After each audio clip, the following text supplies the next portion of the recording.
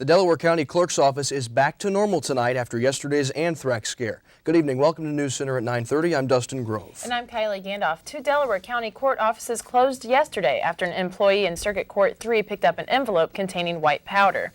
Police say the letter was handwritten, with a fake address, and mistakenly addressed to Superior Court Number 3. Local emergency management officials say they plan to send the letter and the powder to the Indiana State Department of Health to be tested. They add that the substance that came out of the letter did not fit the characteristics of anthrax. There are no plans to give employees antibiotics. And more anthrax precautions in Muncie. The U.S. Environmental Protection Agency checked for anthrax at Congressman Mike Pence's Indiana offices yesterday. One of his offices is right here in Muncie. Pence's Washington office tested positive for trace amounts of anthrax last month, so House leadership wanted to test his Indiana offices just as a precaution. The Indiana State Department of Health will test the samples, and the results are expected late Friday. An Indiana drug manufacturing plant says it's ready to respond if the U.S. government asks for an increase in a drug used to treat anthrax. Haubla Incorporated operates a plant in Culver, Indiana, and produces 200 million doses of Doxycycline a year. Cipro has been prescribed to most of the anthrax cases so far, but federal health officials are now recommending Doxycycline because it's cheaper and more available. Its side effects are also less serious. Two U.S. senators are pushing a bill that would call on volunteers to help with national security. One of those senators is Indiana's own Evan Bayh. Arizona's Senator John McCain is working with him. The bill would more than quadruple the number of volunteers for the AmeriCorps program. They would focus on public health programs and disaster relief. Bayh says the proposal is a cost-effective way to deal with public safety issues after the September 11th attacks. Smokers who live in the dorms next year will be seeing some changes. That's right. NewsCenter's Erica Mishler has the story. The courtyard outside La Follette Complex is a place to hang out. It's also the place where you'll find a few smokers. Are my parents gonna come? Yeah. Ball State is making a few efforts to curb smoking, including smoking cessation classes and the ban of smoking in dorms next year. I'm a non-smoker. I'm an avid non-smoker. I don't think anybody should start smoking. I think people who are smoking should quit. But I think it's a bad idea to get rid of the smoking floors, simply because it encourages civil disobedience. Ball State's Cardinal Wellness team is heading up the anti-smoking effort. The bottom line is that people aren't going to stop smoking unless they want to stop smoking. We can't force anybody to stop smoking, but we can certainly try and push them into that direction. If they could come out with something that told me that smoking a cigarette takes X amount of days off your life, then I might actually consider. But until something like that comes out, the only way I'm going to quit smoking is if I choose to quit smoking or not. Actually, the American Cancer Society says smoking one cigarette takes 8 minutes off your life. So let's do the math. If you smoke one pack of cigarettes a week, that takes 6 days off of your life in a year.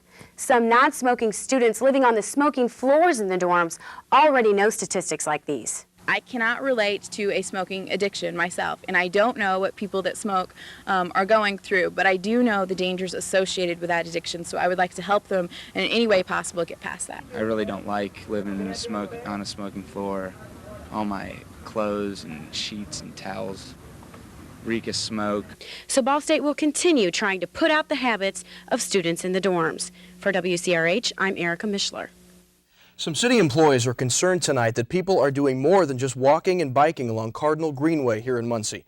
Managers banned motorized traffic along the trail when it opened back in 1998, but they say there's no real way to enforce the rule because it's not a city ordinance. So Greenway officials are now asking the city and county to adopt an official ban on motorized vehicles along the trail. Commissioners could decide on the ban November the 19th. The city council will also consider it. If passed, violators could be fined as much as $500. John Shaner here with a look at the first forecast. Some unusual sights in the sky tonight, I understand. And the past couple nights and the next couple of nights. Aurora Borealis, also known as the Northern Lights, being seen around Muncie the last couple of nights and possibly tonight as well. This is how it works. What's called the solar wind, some charged particles that flow from the sun towards the earth. They interact with particles in Earth's atmosphere. Those particles get excited and glow kind of like a neon sign. Here's some tips if you want to go out and see this tonight. Go to an open area, possibly away from lights. Look low in the northern sky. That's where you'll see them. And the best time to do that is between 10 and 2 tonight. So head outside and see something unusual. Okay, Aurora Borealis. That is correct. Okay. Impressive. Thanks. Thanks, John. The Student Government Association met today for their weekly session and decided on 2 key legislative issues. First, the proposal for a student crisis response team. It will focus more on students' needs and helping those coping with tragedy. The team will also help aid food drives and other programs to help those in need. And another hot topic on campus, the issue of Saturday finals. The proposal to remove those finals on Saturday just didn't have enough support to pass. You can read more about the SGA's decision in tomorrow's Ball State Daily News. Also, a state attorney says he's worried the University Board of Trustees might have violated Indiana's open door law. More on that investigation in tomorrow's Ball State Daily News. Many of Indiana's United Way agencies are hurting a bit this season. Amid a lagging economy, Indiana United Ways are 2 to 4 weeks behind in their fall fundraising campaigns. Fundraising at many of United Way's corporate contributors came to a near standstill for a couple of weeks after the terrorist attacks. Charity officials said today that they may extend their fall campaign deadline to help them reach their target. And if you're planning on having cranberry sauce and sweet potato casserole with your Thanksgiving dinner this season, you may pay a bit more at the grocery store. A Purdue University economist says some retail food prices are about 3% higher this year than last year. But if you'd like to save some money this season, he says apple and coffee prices are quite a bit lower. And one grocery that won't gobble your money, turkey. It's 6 to 8 cents lower than last year's prices. And hopefully not the pumpkin pie.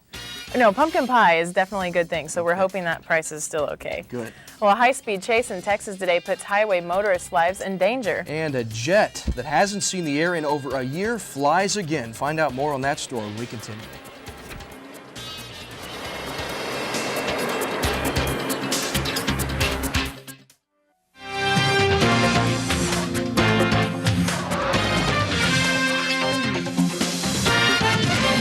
National news now. President Bush said today the U.S. wants to cut the money supply to more groups tied to terrorists. Today we are taking another step in our fight against the evil. We are shutting down 2 major elements of the terrorist international financial network, both at home and abroad. The Bush administration says 2 groups, both at home and abroad, are significant sources of funding for Osama bin Laden's al-Qaeda organization. The 2 groups span 4 states and 9 countries. And the president of Pakistan made it clear today he wants U.S. airstrikes to stop during the Muslim holy month of Ramadan. He made the announcement during a stopover in Turkey. One would certainly wish that the operation does not go on in Ramadan because it will have definite negative effects around the Islamic world. This is one issue that I would like to discuss with President Bush also. The Pakistani president is in the middle of a 5-nation tour dealing with the war against terrorism. And the Concord jet was in the air today for commercial service for the first time since last year's crash in France. The Air France flight landed in New York this morning after its flight from Paris. British Airways is the only other airline flying the Concorde. The Concorde jets now have tougher tires, stronger wiring, and lined fuel tanks after last year's crash, which killed 113 people. That crash is believed to have been caused by a strip of metal that ripped into the fuel tanks. Dallas police and highway motorists found themselves in a dangerous situation earlier today. Police chased a man who drove away from a lumber yard with an 18-wheel semi. The lumber on the big rig caught fire while he was driving. The high-speed chase lasted almost 2 hours. They finally stopped the man. He's in custody tonight. 'Tis the season for holiday shopping. With the economy on the rebound, malls and shopping centers across the nation are trying to bait shoppers with sales and markdowns. NewsCenter reporter Andy Carlson talked with some local shoppers to see if they'll bite. Yes, I like a good bargain. Sales, sales, sales. The economic slowdown has caused retailers to cut prices in an effort to draw more consumers to the malls. The consumer confidence level has been dropping sharply. Last year, consumers spent about $195 billion throughout the holiday season, an increase of 5.3% from the year before. This year, however, they're expecting a mere 1.5% to 2.5% increase. Makes you want to buy more, but at the same time, you kind of want to not spend too much because you don't know if you might need it as the market continues to go down if it does. James Lowry, a retail industry analyst, says now is the time to buy. Well, right now I would say shop at this time because retailers still have a very adequate selection of goods. In the next few weeks, just before Christmas, we may actually find inventories a little sparse. When push comes to shove, it all boils down to the green stuff. Oh, I always want to get out there and shop. Sure. Right. Only thing is, I'm a university employee and I don't have that much money to spend. Reporting for News Center 43, I'm Andy Carlson. A beautiful November day today. Making my job easy. Very nice conditions today, but those will end tomorrow. But I will have your forecast on the weekend coming up in a little bit on News Center 43.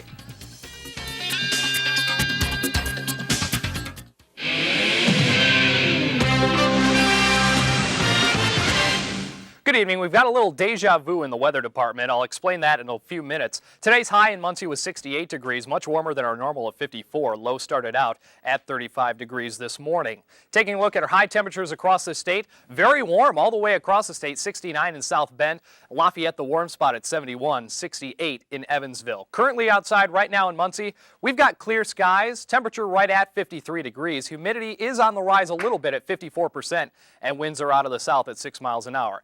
National satellite view, Hurricane Michelle is well out of the picture on the East Coast, but this is what we're going to have to deal with for tomorrow night, is a swath of clouds and some associated scattered showers, which are part of a cold front that will be poised to move in for tomorrow night. You see on the radar on a national level a few showers and thunderstorms in the UP of Michigan and associated with that cold front. Zooming in on the Midwest, we see those scattered showers and thunderstorms across the UP of Michigan and then back off through Minnesota, South Dakota, Nebraska, and into Colorado, the system that will be moving into our area for tomorrow night. Tonight's weather map, though, this is the low pressure system causing all of this activity and the cold front draped behind it. This thing is really moving at a pretty good clip. It's going to bolt through our area tomorrow afternoon and tomorrow evening. High pressure right now is what's causing those beautiful, warm, dry conditions with a little bit of a southerly flow, keeping us nice and warm. Tonight, temperatures won't get too cold. We'll only drop down to the mid-40s with a little bit of cloud cover. So taking a look at your Weather Center forecast then for tonight, we will see partly cloudy conditions, especially as the night wears on. Those clouds will be on the increase somewhat. 44 degrees for your low temperature. Tomorrow morning when you wake up for work or your 8 a.m. class, increasing clouds with the temperature right around 50 degrees. Tomorrow's weather map shows that cold front about to move through, just like last week. This is where the deja vu comes in. We saw a cold front moving quickly, bringing us just a few showers late Thursday, but then after that, high pressure takes over, and expect a weekend this weekend a lot like we had last weekend, which means very nice. Your Weather Center forecast, high temperatures in the low 60s, and so taking a look at the forecast then, an evening shower probably around dinner time or later, high of 61 degrees, and then taking a look at the 3-day forecast, you know, this is too easy for me. I can't do any better than this. Mostly sunny to all the way sunny all 3 of the days, and temperatures right around normal in the mid to upper 50s. Saturday's game for Ball State looking absolutely gorgeous. You just can't complain about that kind of High November fives all weather. around. Your job is looking pretty boring right now. It is. We like it though, so keep it boring, okay? Yep. Thanks, Thanks, John. Closing in on a MAC title, I understand. It is huge. We'll see what happens. The team is inching ever so closer to that MAC title, and a new breed of professional athletes have found their way into Indianapolis. Stay tuned. Sports is hooking you up next.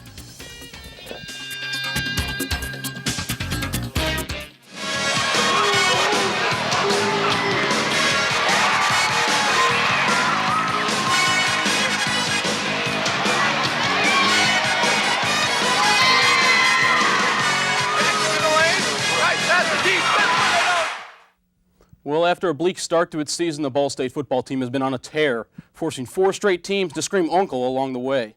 At 3-0, the Cardinals are atop the MAC's West Division, a spot the team loves being in. Great feeling to be on top and control your own destiny. You don't have to look forward to somebody else winning to help you do this or somebody else losing to get you in a certain situation. All you know is that if you win the rest of your games, then you go on to play in the championship game. Kickoff is set for 1 p.m. at Ball State Stadium this Saturday, and a reminder, tailgating will be allowed from 10 a.m. to 1:30 p.m. Well, what a difference a year makes. Attending a Wizards-Celtics game last season wouldn't even have been last resort for most people looking for entertainment. But tonight, it's Boston's hottest ticket. That's right, Michael Jordan and Washington in action against the Celtic Pride. And we'll take you there. Second quarter action. Jordan here with the sweet J, but the Celtics staying close courtesy of Antoine Walker's strong inside play. But Jordan going baseline here for 2 of his 16 points in the first half. Coming up here, this sweet alley-oop. Look at him switch hands. That's the Jordan of old, but showing he can do more than just score. Dishing here to Tyronn Lue for the 3. And late in the second half, Jordan here over Paul Pierce and the foul. But at the half, Boston was leading Washington 48-42. And the Pacers are in action tonight against the Sacramento Kings at Conseco Fieldhouse. In the third quarter, Sacramento leads Indiana 77-74. Well, how sweet it is. After 3 straight Major League Baseball victory parades in New York, the celebration took a much-needed wrong turn and headed west this year. The Arizona Diamondbacks gave the city of Phoenix and its fans its first ever professional sports title with a Game 7 World Series win last week over the New York Yankees.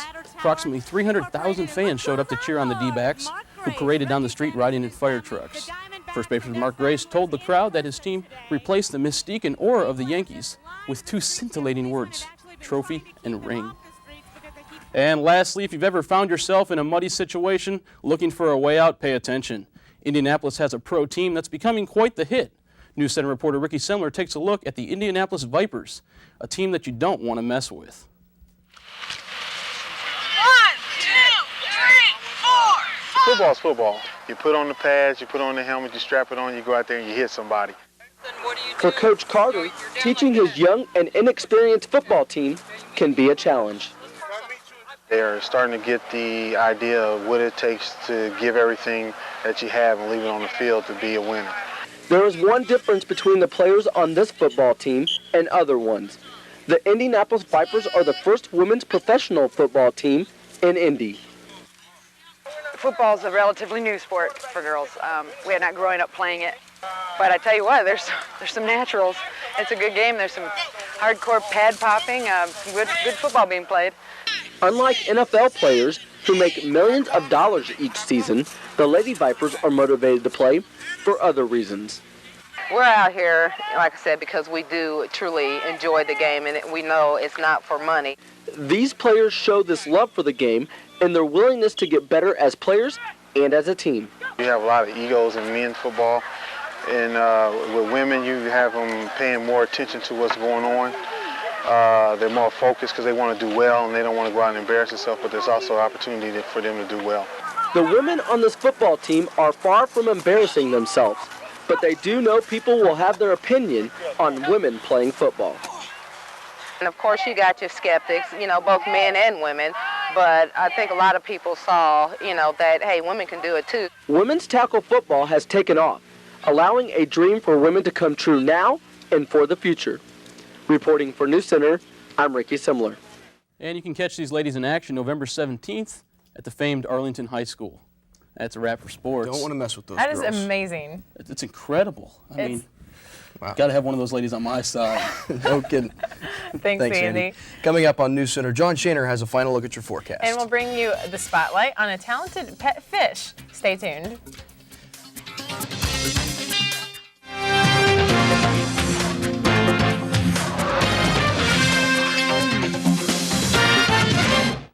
One last look at your weather forecast. Tomorrow morning, increasing clouds, temperature of 50 degrees. High temperature tomorrow of 61 with an evening shower. And then the weekend is looking gorgeous. Temperatures in the mid-50s and a lot of sunshine all 3 days. Freezing on Friday night. That's not that bad. It's normal. It's a far cry from what we had today, though. Yes, it is. Okay, thank you, John. Well, some people train their cats and dogs to do tricks, but one Jacksonville, Florida woman trained an unlikely pet, her goldfish. Ted Brown from affiliate WJXT has the story. It's not that Florida doesn't have its share of trained animals that swim. They do it for the food reward. What makes Sarah Fenwick's trained swimming animal different is that when other swimmers do their trick correctly, her trained swimmer would normally be that reward. He was actually a feeder fish. If anybody knows about feeder fish, it's little fish that you give to other fish to eat. He is an amazing. About 7 years ago, James G. Fish was saved from the feeder tanks. He was only about an inch long, but Fenwick was convinced that just because he was a lowly goldfish didn't mean he couldn't aspire to something more than a mouth breather. And I'm able to train him with food, as a, you know, that is the way you train animals, with food. Fenwick trained James to come to her hand, children need treats to let himself be picked up, and chase her hand around in the water. Yes. And when he was smaller and more maneuverable, he did other tricks. When he was a little younger, James used to jump through these hoops. He's a little big for that now. And at 14 inches, he's now almost too big to handle. Hello to everybody. Wave, wave, wave, wave. Oh. Sarah Fenwick, a registered nurse, is very excited about her pet's new celebrity and is hoping it turns into some kind of guest appearance in TV or movies. After all, he narrowly escaped becoming a meal for something larger, and now, with his proven talent, Fenwick thinks it's the bigger fish James G. has to fry. Okay, that lady might have a little too much time on her hands, I think. Might? I think that's a definite yes. Give me a dog any day. Okay. Thanks for joining us on NewsCenter at 9:30. I'm Dustin Grove. And I'm Kylie Gandalf. NewsCenter 43 is an official CNN student bureau. Be sure to tune in tomorrow for NewsCenter at 5:30. Good night.